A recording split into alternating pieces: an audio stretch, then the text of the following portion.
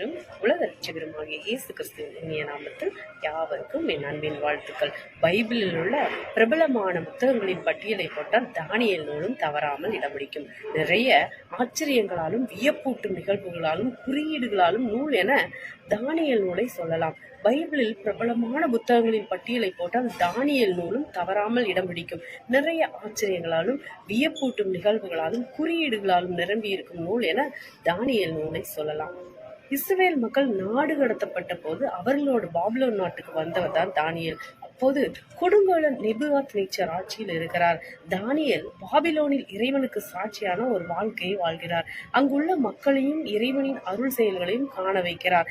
மக்கள் கடவுளை நாடி வர காரணமாகிறார் என்பது இந்த நூலின் ஒருவரி செய்தியாக சொல்லலாம். எபிரேய மொழியிலும் அரேபிய மொழியிலும் கிரேக்க மொழியிலும் என 3 மொழிகளில் கலந்து எழுதப்பட்ட நூல் தானியேல். விவிலியத்தில் மொத்தம் 735 எதிர்கால தீர்க்க தரிசனங்கள் உண்டு. அதில் 166 தானியேல் நூலில் இடம்பெற்றிருக்கிறது என்பது வியப்பான விஷயம். இதில் பெரும்பாலான குறியீடுகள் கிமு 605-606களில் தானியேல் பாபிலோனுக்கு கொண்டு வரப்படுகிறார். அரசவையில் வேலை பார்க்கும் வாய்ப்பு கிடைக்கிறது. அவரும் அவருடைய 3 நண்பர்களும் அங்கே பணியாற்றுகிறார்கள். அவர்களுக்கு பாபிலோனிய பெயர்கள் வழங்கப்படுகின்றன. பெயர்களை மாற்றிக்கொண்டாலும் இறைவனை மாற்றிக்கொள்ளவில்லை. அவர்கள் இறைவன் தந்த கட்டளைகளை கடைபிடித்து வாழ்கின்றனர். இந்த நூல் தானியேலின் 75 ஆண்டுகால வாழ்க்கையும் இஸ்ரவேல் மக்களின் 440 ஆண்டுகால வரலாற்றையும் பதிவு செய்கிறது. தானியேல் நூலில் 12 அதிகாரங்கள் உள்ளன. முதல் 6 அதிகாரங்களும் எளிமையாகவும் வியப்பூட்டும் அற்புதங்களாலும் நிரம்பியிருக்கின்றன. ஒரு நிகழ்வில் மன்னன் நேபுகாத்நேச்சர் ஒரு கனவு காண்கிறார்.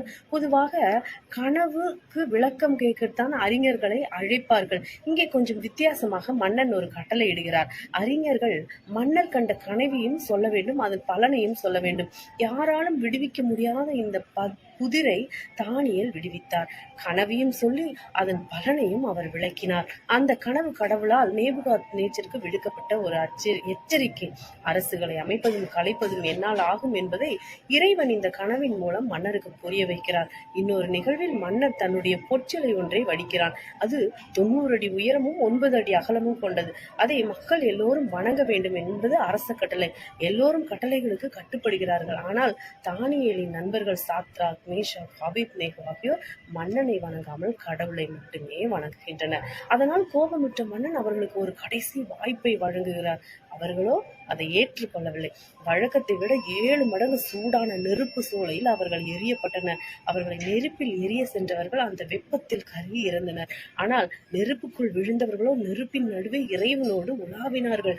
அதிர்ந்து போன மன்னன் இவர்களே கடவுளின் உண்மை கடவுள் என பிரகடனம் செய்தான். இன்னொரு கனவில் மிக பெரிய மரம் வானலாக வளர்ந்து நிற்கிறது. எல்லாவித விலங்குகளுக்கும் பறவைகளுக்கும் அது நிழலும் கனியும் தருகிறது. அது பின்னர் கடவுளின் தூதனால் வெட்டி வீழ்த்தப்படுகிறது. ஆனாலும் அதன் அடிமரம் மட்டும் விட்டு வைக்கப்படுகிறது. 7 ஆண்டுகள் அது அப்படியே இருக்கும் என உரைக்கப்படுகிறது. அதன் விளக்கத்தையும் தானியேல் மட்டுமே கூற முடிந்தது. கணவனின் படி மன்னனே, அந்த மரம் மன்னன் வீழ்வான். 7 ஆண்டுகள் அவன் விலங்கை போல அலைவான். புல் தின்று பணியில் நனைந்து ஒரு மனநலம் பாதிக்கப்பட்டவனாய் வாழ்வான். 7 ஆண்டுகளுக்கு பின் மீண்டும் அவனுக்கு அரசு கிடைக்கும். தானியேல் விளக்கத்தின்படியே அனைத்தும் நடந்தன.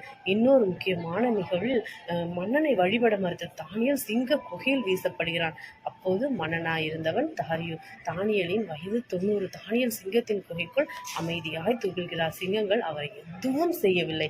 மாறாக இதை கண்டு எல்லாரும் வியப்படுகின்றனர்.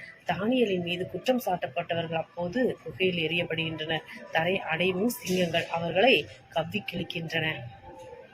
இறையில் சிந்தைகளும் துல்லியமான எதிர்கால தீர்க்க தரிசனங்களும் அடங்கியது. மொத்தத்தில் தானியேல் நூல் இறைவனின் வலிமையும் திட்டங்களையும் விளக்கும் ஒரு அற்புதமான பெட்டகம். ஆமேன். அல்லேலூயா. நீங்கள் ஆசீர்வதிக்கப்பட்டவர்கள்.